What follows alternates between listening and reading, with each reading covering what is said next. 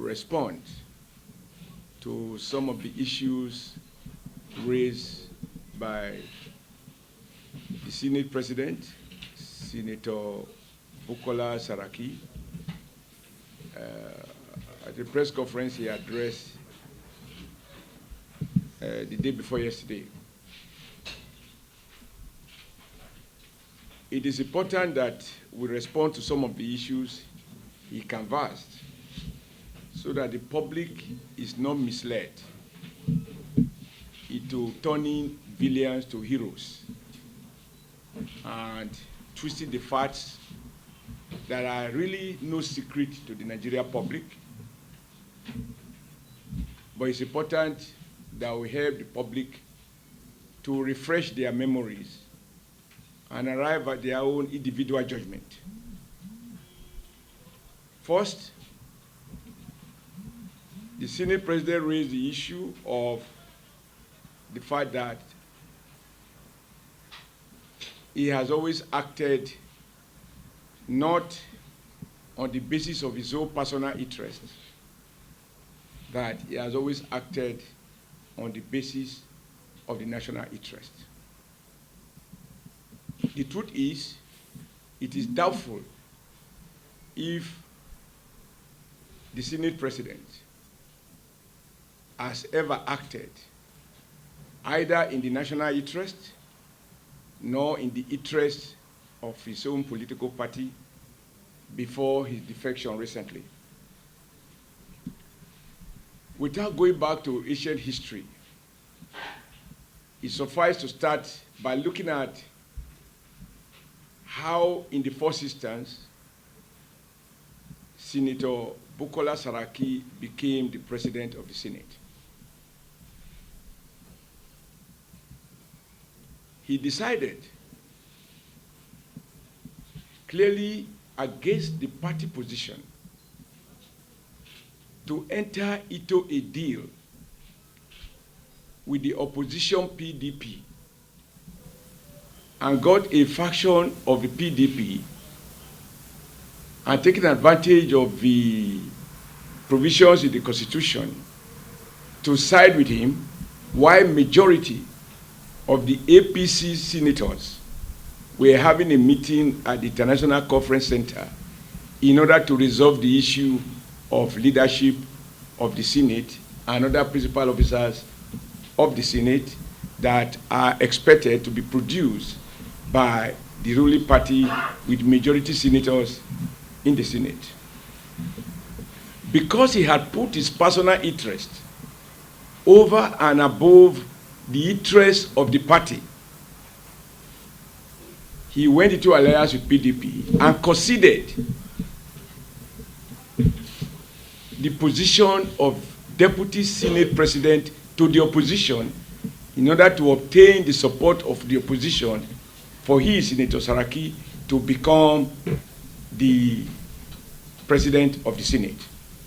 And so for the first time in our democratic history in Nigeria, we have a situation in which, whereas the APC had majority in the Senate, it, however, went on to elect, the Senate went on to elect a PDP person as Deputy Senate President. This action alone portrays Senator Saraki for who he is. His interest comes, his personal interest comes before any other interest, including national interest and including the interest of his political party. Having went into this unholy alliance with opposition and mortgaged the right of the ruling party, he proceeded to appoint opposition senators to head strategic committees whose activities can affect, either for good or for bad, the workings of the government and the relationship between the government and the legislature. By trading away sensitive and strategic committees to opposition. Senator Saraki did that in order to continue to protect himself against the wish of his party as Senate President. Again, that shows that the only thing that was ever constant in the minds of Senator Bukola Saraki was how to cling on to power, even if it means at the expense of his own party or even of the country. And I will speak to that. Even the media have repeatedly, in editorials, in columns, draw attention to the way in which the Senate, under Senator Bukola Saraki, has managed the Senate in a way that issues have been raised about whose interest the legislature was serving. For references, look at various columnists and various editorials and commentaries on electronic media over the past 3.5 years of Senator Saraki's leadership of the Senate.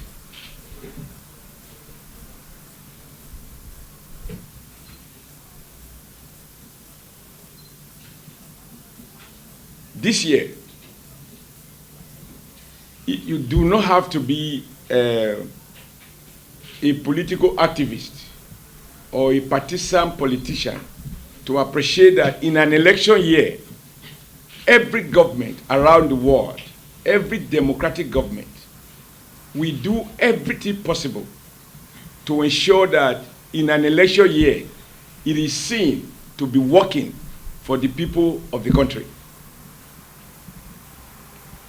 So, like any other political party, the All Progressive government, the federal government under President Muhammadu Buhari, Nigerians expected that it will do everything possible this year to make up for lost time in terms of budget implementation and addressing critical infrastructure without which sustainable development is impossible. The Senate, under Senator Saraki, chose instead to delay the budget up to the end of the first half of the year to coincide with the period of the rainy season, such that those aspects of infrastructure, such as roads, for example, cannot really be constructed during rainy season. These were not errors of the head on the part of Senator Saraki's leadership. They were clearly designed to frustrate the capacity of President Buhari's government to address critical infrastructural deficit, without which the ordinary man on the street can't experience or feel the impact of governance. Again, I want to plead that I am not about to reveal anything. On receipt of the budget by Mr. President, after going through it, Mr. President cried out that the budget that was handed over to him by the National Assembly under the leadership of the Senate President was a clear distortion of the well-thought-out budget proposals that he had submitted to the National Assembly. Whereas Mr. President appreciates that the National Assembly could make some alterations on a budget, he did not expect that the budget would be completely rewritten and so grossly distorted as to make far more provisions for recurrent expenditure, such that there is very little left for capital projects, without which the Nigerian people cannot benefit from governance. And the president said this budget will be difficult. Putting it mildly, it will be difficult to implement.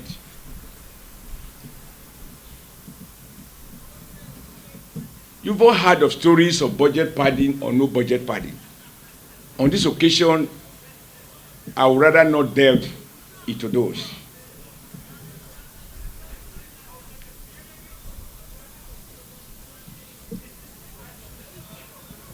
So when I say that the Senate President has never put Nigeria first, I support this statement by reference to the deliberate delay in the budget and the deliberate manipulation of provisions in the budget in a way that will compromise the commitment of the government to address critical infrastructure.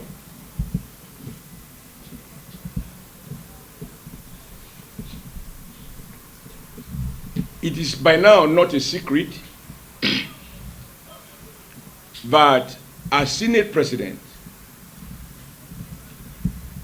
he conspired with others to try to create a sense of division, a perception of division within the ruling party, having failed to truncate the convention when they assembled a handful of people who were neither delegates nor contest for any of the offices at the convention to purport to have formed a political party.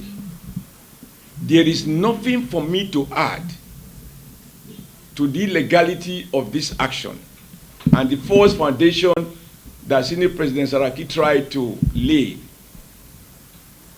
I would rather adopt in toto the illuminating submission of Mr. Femi Falana, SAN. He has spoken extensively on the illegality of Senator Saraki's action, whether in terms of purporting that there is a faction in his own political party, as it then was the APC, or in basing his decision to encourage defection on the basis of his own imagined faction in his party that is unknown to law and is unknown to INEC. Again, those one do not portray him as someone who is concerned about sustaining democracy, because to sustain democracy also implies absolute commitment to the rule of law. And as he has seen, if the rule of law is compromised and Nigeria is reduced to banana republic, where it will be survival of the fittest, he is probably not the most strongest guy in town to cling on to that office. So each time he takes actions that constitute a breach of the Constitution and of the law, he is by his own action undermining the foundation and weakening the fabric of our democracy. However, upon his illegal defection, which he had to do hurriedly because the number of senators who he was playing on their fears that they will not be able to return to the Senate, and or that if they return, they will be headed to prison if President Muhammad Buhari is re-elected. And so he had at a point up to 36 senators who were on his list to defect. But consequent upon our election and our assumption of office, we took preemptive steps to reassure those senators. I'm sure many of you here are witnesses to the fact that you may not have witnessed the fact that the first meeting, and that was the day I was, after the convention, on Sunday the 24th of June, the first person we meet was Senator Bukola Saraki to try to listen to whatever his grievances are. And this I did in company of the Vice President. And at least on that occasion, he was fair when he was leaving. He acknowledged that those steps were taken to try to listen to what I call negotiable or verifiable grievances. But however, his real grievances are not negotiable, which is about ambition, which is about values, which is about fundamental conflict between his own value as a person and the values of the All Progressive Congress. However, when he defected, however illegal the action was, he went to Ilori to tell the people part of the truth. When he said, and the media, you are my witnesses because your newspaper reported it very generously, that among other things, he was leaving for two reasons. Number one, He alleged that President Muhammadu Buhari gave out over 200 juicy jobs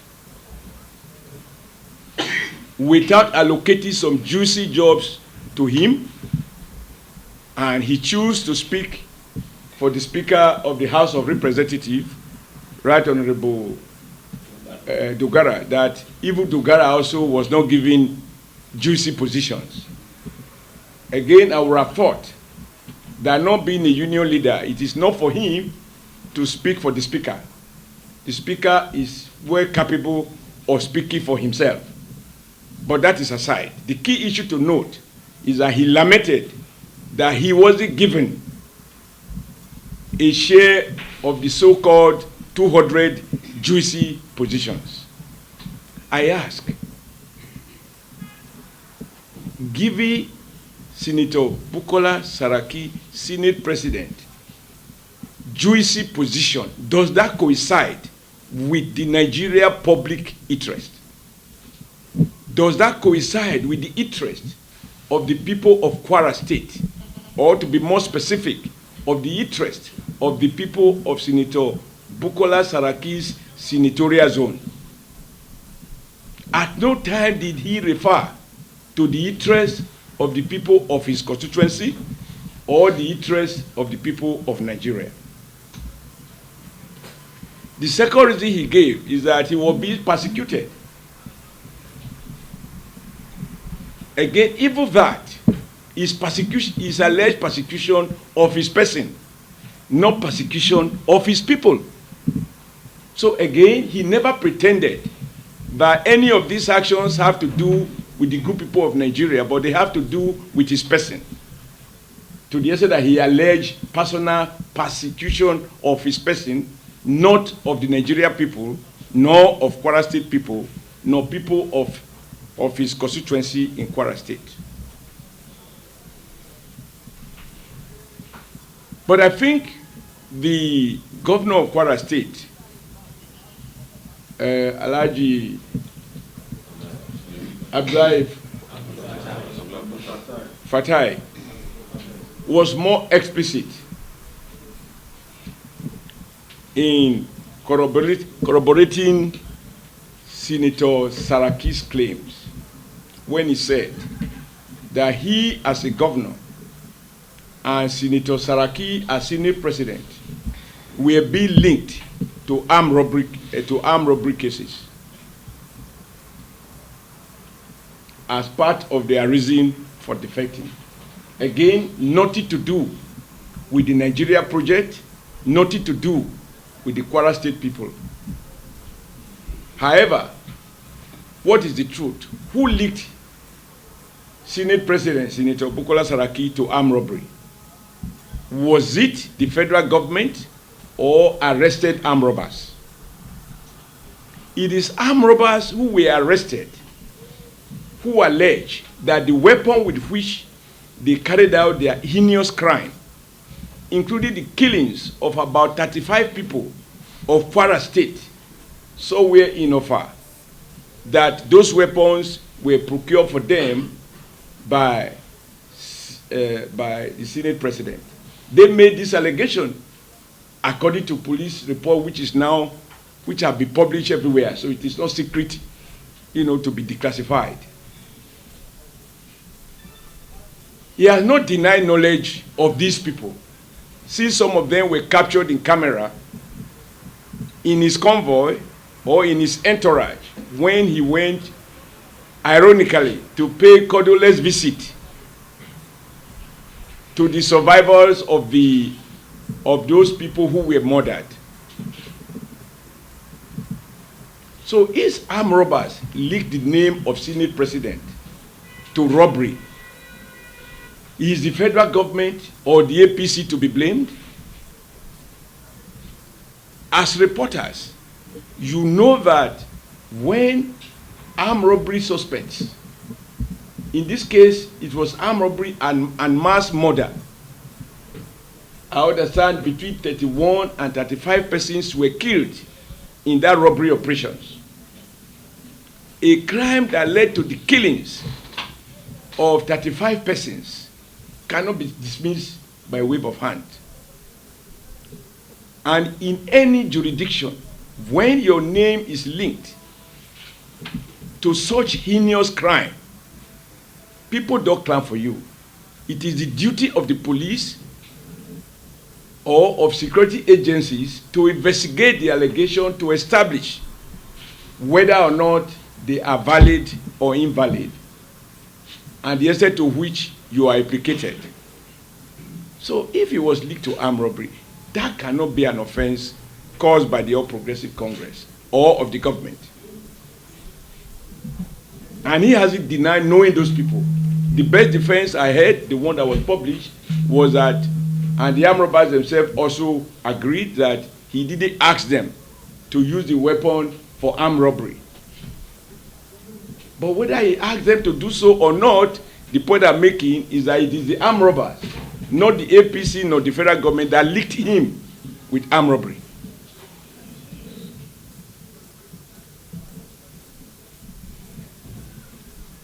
Then lastly, in support of my thesis that the Senate President, Senator Bukola Saraki, has never acted with the Nigerian national interest in view, my final submission is the way in which he adjourned the Senate about 2 weeks ago.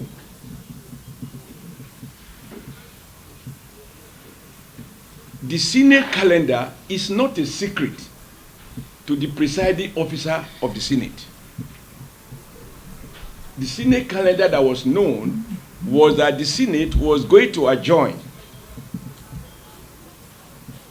on a Thursday.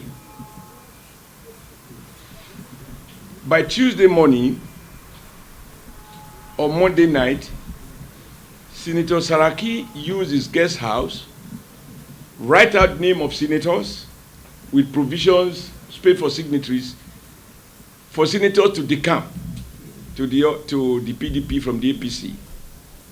Happily, some of the senators present refused to sign.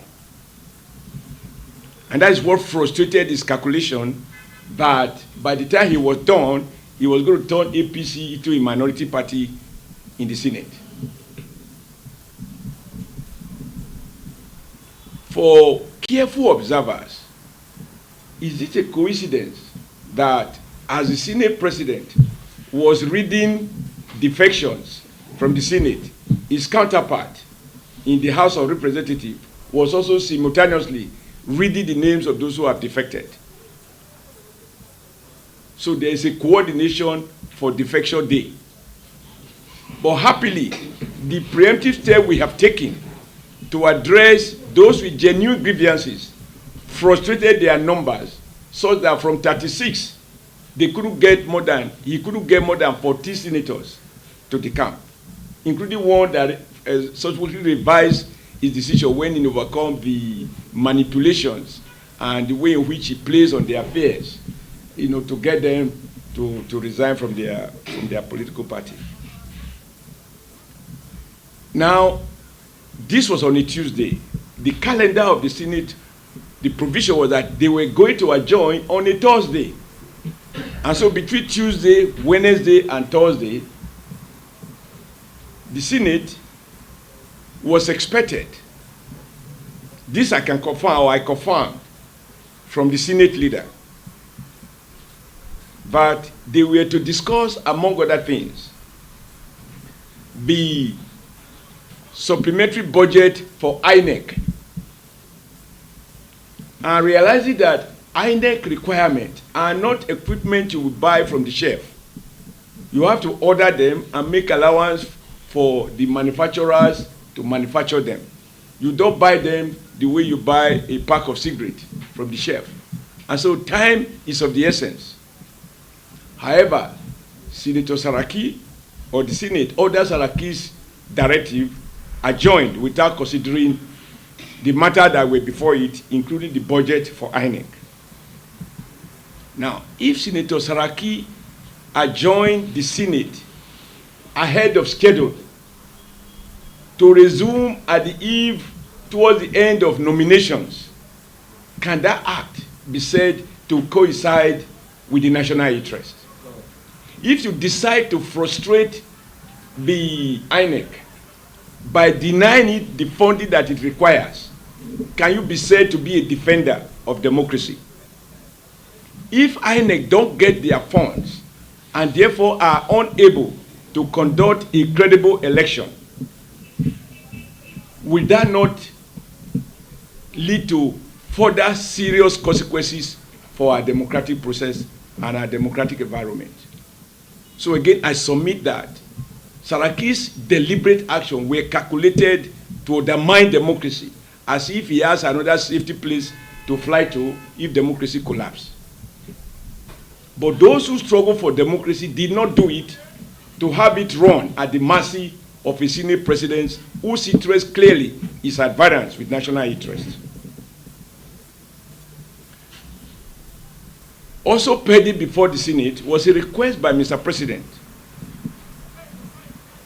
for viament. Recall that I had earlier spoken to the distortions in the budget. And to correct some of those distortions, the President decided to ask for viament. Senator Saraki had joined the Senate without considering those viament.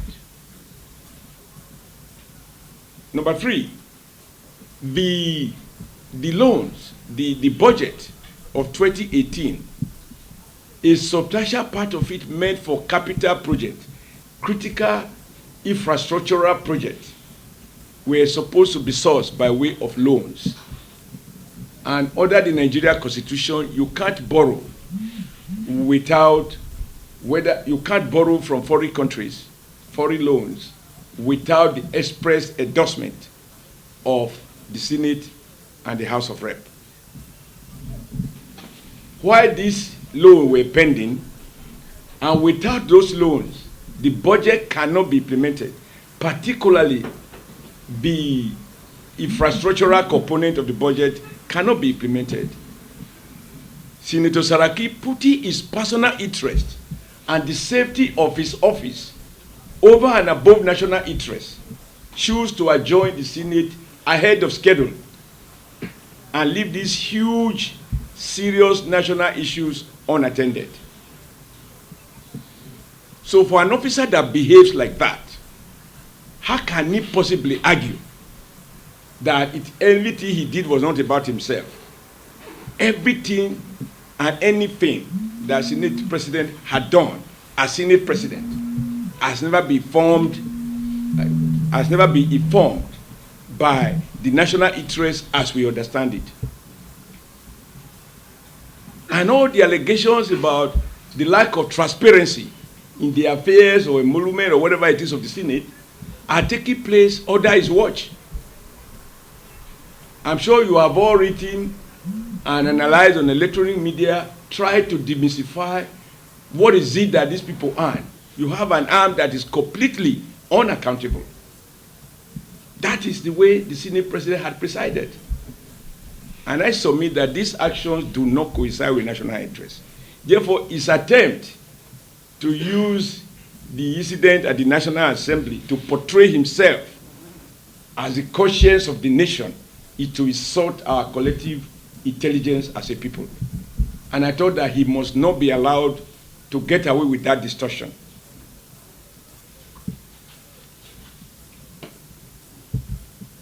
Now, lastly, but this is not at the heart of the basis of this press conference, is the futile attempt he has made, is an unsubstantiated allegation to the effect that the event of last, was it Wednesday or Tuesday? That it was an attempt to carry out an illegal impeachment. How can a presiding officer arrive at such a conclusion that there was a plan to carry out an illegal impeachment? Until an action takes place, how can you determine the status? If impeachment by itself is unlawful, the act of impeachment, if it is unlawful, then you can probably understand where he's coming from. But the truth is, it is lawful to impeach anyone, including the President of the Senate, including the Deputy President of the Senate, if the number required to do so is present. So he cannot preempt that. And, you know, as they say, you don't have to be a pathological liar to understand this generally shared wisdom that once you start with one lie, you will need series of lies to support that one lie. I don't want to use the word lie to characterize the actions or the statement of the Senate President, but let us look at the facts. From their own statement, they said they were aware that the House, that the Senate President was going to be illegally impeached. And therefore, they mobilized thugs, they mobilized their journalists, cameramen and videos to the Senate building. They had told the world that they have adjourned till 25th of September. Meanwhile, about 50 PDP senators were in the Senate. And for effect, they imported hundreds of thugs that molested one or two of our members that they cited in the premises of the Senate. And in order to give the lie, to expose the lie, I ask you as as defenders of democracy, did you find any APC senator in the Senate? So if APC senators were not in the Senate, and it is PDP senators that were in the Senate, what is the basis of the false claim that there was an attempt to carry out an illegal impeachment? In any case, Saraki is not going to be the first Senate President to be impeached, and I doubt if he's going to be the last. But definitely, he will be impeached according to law and according to democratic norms. The only way Senator Saraki can avoid impeachment is for him to do what is honorable, which again leads to the issue of character. We saw a Senator Akpabio who was the PDP leader in the Senate. Once he made up his mind to leave the PDP, even before announcing his defection, he first wrote to inform the PDP, as a man of honor, please, I hereby resign from this office. So Senator Saraki has demonstrated neither character nor being a man of honor. He cannot, like I told him to his face when the last time we had a meeting, I said, you came to join APC as a senator, and it is on our platform that you became Senate President. So once you made up your mind to leave, the honorable thing to do is to resign as Senate President. Of course, if he does not resign as Senate President, he will be impeached according to law, not by thuggery, not by mob, not by anything that is undemocratic. He cannot sustain a minority rule in the Senate, and that is what is hurting him as we speak. They have 48 or so senators. We have 53 senators. So how can 48 senators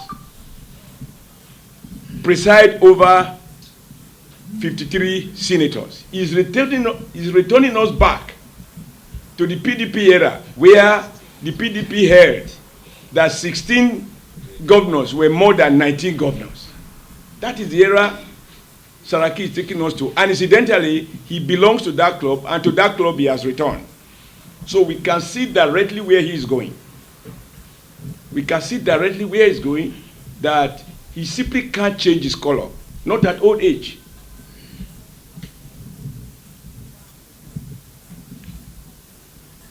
So let me conclude by saying that when I say the Senate president will be impeached, he will be impeached properly according to law. And the Constitution is clear how a presiding officer can be impeached. And because several impeachments has taken place, both of former Senate presidents and former speakers, we are not about to witness what has never happened before. And so we have enough precedent to fall back on. I have looked at the Nigerian Constitution. It doesn't say that an impeachment, once muted, is by itself illegal. Until it is done, and you looked at how it is done, you can't arrive at a conclusion whether the process was lawful or unlawful. Only a hardened criminal will allege that one is an armed robber even without seeing him with a stolen good or anybody complaining that his house has been burgled by the person. So how can we be accused of planning an illegal impeachment when the impeachment has not commenced? But if he thinks that by saying that he's going to preempt the All Progressive Congress from having him impeached, he is deceiving himself. I think Saraki's time is over. The way he has manipulated the police of Kwara State, he failed to understand that the Nigerian national project is far more complicated, and it's not at his mercy or the mercy of his own dynasty. Yes, so he will not only be impeached, we will work hard to have him defeated as a senator in his own senatorial zone come 2019 by the people of Kwara State who are fed up with Saraki and who are fed up with Bukola. He got more votes from Kwara Central than Senator Saraki got for himself. So he can't purport or claim that the vote that we won, APC won, in his senatorial zone were because of him. They were in spite of him, which is why his leaving is of no political consequences as far as electoral issues are concerned. And I stand by that. We tried to talk to him, not out of fear. We tried to talk to him out of conviction that as a presiding officer, there are rules of engagement, and we don't want him to get so emotional as to conduct himself in a manner that is offensive to those rules of engagement that presiding officers everywhere in the world are expected to observe. I think I am done, ladies and gentlemen. Just to summarize by saying that the Senate President has never put Nigerian national interest first. The Senate President has never put his party interest first. The Senate President, at all times, since he became the Senate President, has always, from day one, put his personal interest over and above any other consideration, whether national or party. Thank you very much.